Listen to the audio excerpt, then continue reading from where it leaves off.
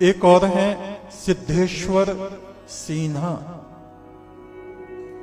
ये इधर से हैं, मानसरोवर कैलाश की तरफ दारचीन एक जगह है, वहां से। ये भी हमारे प्रोग्राम देखते रहते हैं। हमारे सत्संगी अधिक व्यस्त हैं, वे भले ही देखें या ना देखें, लेकिन देश विदेश के लोग उसको देख रहे हैं, समझ रहे हैं, अपना रहे हैं।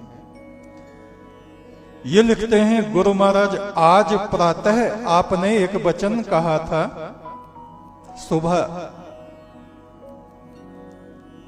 आज के जो टीवी में वचन आए हैं सत्संग था उसमें, कि नमक यदि अपना नमकीनपन खो देवे तो उसको रास्ते में फेंक दिया जाता है और जानवरों के पैरों के तले वो रौंदा जाता है। इसका क्या मतलब है?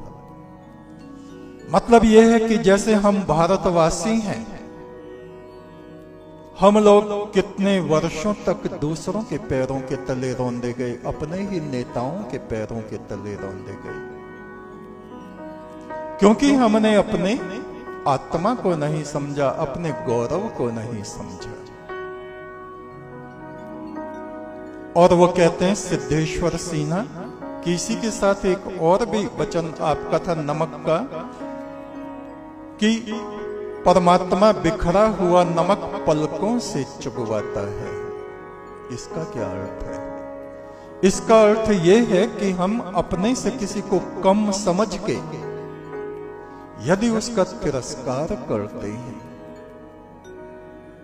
नमक सबसे सस्ता संसार में मिलता है, बाकी चीज इससे महंगे महंगे मिलते हैं, लेकिन 36 प्रकार के व्यंजन, साग, सब्जी, पूरियां आप बना लो और उसमें नमक ना हो, अल्लू ना हो, खा नहीं सकते।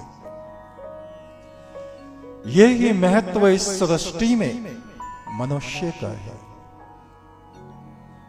एक मनुष्य को दूसरे मनुष्य का कभी भी अपमान नहीं करना चाहिए, तिरस्कार नहीं करना चाहिए।